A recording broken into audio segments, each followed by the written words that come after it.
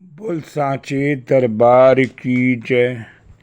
जय जगत जननी माता जी तुहाडी सदा ही जय। बोल मेरे दिल वाली सरकार की जय। सिया राम सिया राम सिया राम। गुरुदेव मेरे दाता, गुरुदेव मेरे दाता, मुझको ऐसा वर दो, मुझको ऐसा वर दो, सेवा सत्संग सुमरन से झोली भर दो। गुरुदेव मेरे दाता, मुझको ऐसा वर दो, नफ़रत जो करे मुझसे मैं उससे प्यार करूं। कहते हैं बुरा मुझको, मैं उसका सत्कार करूं। नफ़रत को मिटाकर मुझे एक बार मेरे जीवन में रंग भर दो। गुरुदेव मेरे दाता, मुझको ऐसा वर दो। मेरे मन मंदिर में गुरुवर एक बार बस जाओ। जब भी अगर आपको देखूं तो बस आपका ही हो जाऊं। दो दान प्रभु अमृत का, जीवन में दर्शन दो। गुरु मेरे दाता, मुझे ऐसा वर दो कि मैं आपका हो जाऊं। तो आइए साथ संगत जी, एक सुंदर सी साखी आपके सामने में रखता हूँ। संगत जी, जब हमारे साथ कुछ बुरा होता है तो हम यही कहते हैं, या धोखा होता है तो हम बाबा जी से कहते हैं मेरे साथ बहुत बुरा हुआ है, इसका भी बुरा कर दो। लेकिन संगत जी, हमें ऐसा नहीं करना चाहिए। हम गुरु के आगे अमृत काल में अरदास करते हैं कि मेरे साथ ऐसा हुआ है, इसका भी ऐसा हो। ऐसा नहीं कहना चाहिए। जाते जाते संगत जी, हम एक शब्द नानक का कह देते हैं, नानक नाम चढ़ती कला, नानक नाम चढ़ती कला, तेरे पर बस कर रहा, सबका भला कर।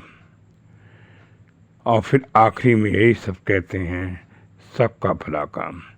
हम बीज तो बोते हैं, और बीज बोना है ये कर्म नहीं है संगत जी, हमें लाखों में बोने पर देता है। हमें कर्म करें, और किसी का बुरा अगर किसी ने किया है तो यही कहें कि उसने बुरा किया है, उसका भी भला कर। तब संगत जी, हमारी भी, मेरे हजूर मेरी भी अरदास पूरी करेंगे। उसने हमारे साथ बुरा किया है, हमें नहीं करना चाहिए, क्योंकि बाबा जी बैठे हैं फैसला करने के लिए। वो चाहेंगे वो तो उसका करेंगे। हम कौन होते हैं किसी का भला करके या किसी का बुरा करके? हमारी क्या हिम्मत है कि हम किसी का बुरा सोचें। अगर उसने हमारे साथ गलत कार्य किया है तो सज़ा मेरे हजूर बाबा दिलीप सिंह बेदी महाराज जी बैठे हैं, वो फैसला करेंगे। आइए संगत जी, ऐसे ही एक सुंदर सी साखी विलायत लाल खन्ना इंदौर से लिखते हैं। चोरी का इल्ज़ाम। देश के बंटवारे से पहले मैं अपने परिवार के साथ गांव चौकरी भीलवाला फलिया जिला गुजरात में रहता था। सन 1943 में मैं लाला भूसा के सनातन धर्म स्कूल की 8वीं कक्षा में पढ़ता था और वहीं हॉस्टल में रहता था।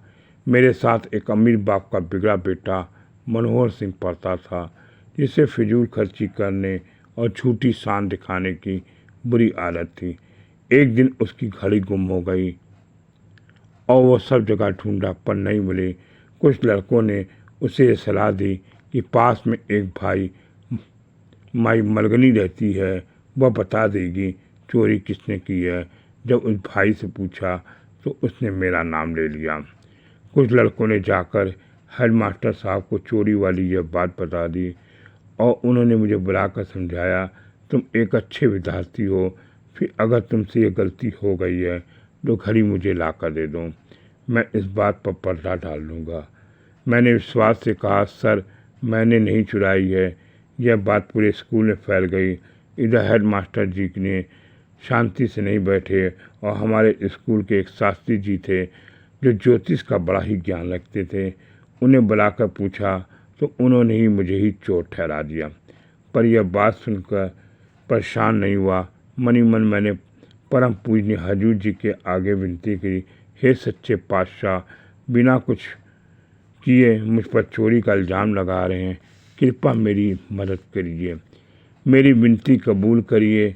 एकदम मेरे हजूर जी ने मुझसे कहलवाया कि अगर ज्योतिष विद्या यह बता सकती है घड़ी मैंने चुराई है तो यही बता सकती है घड़ी कहाँ होगी। मेरी यह बात हेडमास्टर जी को जच गई। उन्होंने शास्त्री जी से पूछा कि वो घड़ी अब कहाँ पर है। तो घड़ी शास्त्री ने कहा, यह घड़ी इसने हवेली राम जी को सेलर को बेच दी है। उस समय घड़ी उसके अलमारी में है। शाम को हेडमास्टर जी मुझे हवेली राम की दुकान पर ले गए। मैंने हजूर जी को याद करते हुए उनके साथ चल पड़ा। हेडमास्टर जी ने हवेली राम की दुकान पर पहुँच कर कहा, लाला जी यह घड़ी दिखाना जो ये लड़का आपको देख कर किया है। उनकी बात सुनकर लाला जी भड़क उठे, कौन सी घड़ी, कौन दे के गया? अगर आपको विश्वास नहीं है अंदर आकर खुद देख लीजिए। यह कहकर दुकान से बाहर आ गए। बोले, मैं दुकान के अंदर तभी जाऊंगा जब आप लाला जी की तलाशी ले लेंगे। हेडमास्टर जी को विश्वास हो गया घड़ी यहाँ पर नहीं है। बात बिगड़ती देखकर हेडमास्टर जी ने लाला जी से अपनी गलतफहमी के लिए माफ़ी मांगी, पर लाला जी ने एक न सुनी। उन्होंने एक आदमी को भेजकर हमारे स्कूल के प्रेसिडेंट और अन्य सदस्यों को बुला लिया। उन्होंने ऐसा महसूस किया जैसे हेडमास्टर जी की बेइज्जती हो गई। जब सारी बात अधिकारियों के सामने आई तो हजूर जी की कृपा से यह निर्णय लिया गया कि विदिष्टा कारण हेडमास्टर जी ने अपना विवेक खो दिया है और एक होनहारी विद्यार्थी के भविष्य को खेलने की कोशिश करी है। अतः तुरंत रिटायर किया जाए और विलायती लाल बेकसूर हैं। यह निर्णय सुनते ही मैंने हजूर जी को धन्यवाद दिया और मेरे मन में उनके प्रति श्रद्धा बढ़ गई। जिसके सिर पर तू स्वामी उसको दुख कैसे आए। संगत जी, कहाँ उसके ऊपर चोरी का इल्ज़ाम लगा हुआ था और कैसे मेरे हजूर बाबा दिलीप सिंह बेदी महाराज जी ने उसका इल्ज़ाम को दूर कर दिया। कहते हैं अगर आपके साथ किसी ने बुरा किया है तो आप यही कहे, नानक चलती चढ़ा शरबत सबकी भला। हे गुरु नानक, आप सबका भला करो। ऐसे ही संगत जी, गुरु नानक जी के समय में एक अदब का राजा महाराजा था। उसको बड़ा ही घमंड था संगत जी। जब उसकी राजमहल में सोता था तो उसके पलंग पर चारों तरफ संगत जी मखमली की चादर और गुलाब की लड़ी से सजाया जाता था, चारों तरफ इत्र लगाया था। वो काम एक नौकरानी करती थी। नौकरानी के मन में आया कि एक दिन मैं भी सो के देखूं, और महाराज जी के आने से पहले जो अदब का राजा था, नौकरानी उस पलंग पर सो गई जो सजाया था और उसको नींद आ गई। इधर जब राजा अपने कमरे में आता है, देखता है कि नौकरानी सोई है, उसको अहंकार का बड़ा गुस्सा आता है और वो किसी नौकर को न बुला के उसको पीटने लगता है। जब वो पीटने लगता है तो वो हंसने लग जाती है, रोती नहीं है, और वो हंसती जाती है। तब राजा उस नौकरानी से कहता है, तू हंस क्यों रही है? कहती है, 2 मिनट के पलंग लेटने से मुझे आपने इतना पीटा और मैं ये सोच के हंस रही थी कि मेरे राजा जिस पलंग पे लेटते होंगे तो यमराज कितना उनको पीटते होंगे। इस 2 मिनट के पलंग पे मैं लेटी हूँ तो आपने मुझे पीटा होगा, और आप जब लेटते होंगे तो कितना आपको यमराज पीटते होंगे। तब उसको समझ में आ गया कि मैं इस पलंग पे लेटता हूँ और कितना यमराज मुझे पीटते होंगे। सारा जी संगत जी उसकी बुद्धि का वही समय खुल जाती है और वो नानक का प्रेमी हो जाता है, अपना राजपाट छोड़ देता है, अपने बच्चों को दे देता है। संगत जी कहते हैं किसी का बुरा करने से कुछ नहीं होता। आप बीज बोते हो तो आपको लाख गुना मिलता है। आप ना सोचिए कि आपके साथ बुरा हुआ है तो आपके ये उसका भी भला करे। देखिए आपके हर वक्त काम को मेरे हजूर बाबा दिलीप सिंह बेदी महाराज जी पूरा कर देंगे। इसलिए कभी किसी के लिए नफ़रत ना लाइए, प्यार करिए। अगर वो नफ़रत करता है उसको प्यार से सत्कार करिए। तभी कहते हैं जितना प्यार करोगे मेरे हजूर लाख गुना मुझे फल देंगे। इसीलिए किसी के लिए कोई भी गलत सोच ना रखिए और किसी तरह का गलत पैसा किसी का यूज़ न करिए। यहीं सब कुछ जाना है, यहीं सब हमने स्वर्ग भी देखना है, नरक भी देखना है, यहीं का है सब कुछ। और अपने को खुश रहिए। बोल सांचे दरबार की जय। जय जिंदगी माता जी ट्वाटी सदा ही जय।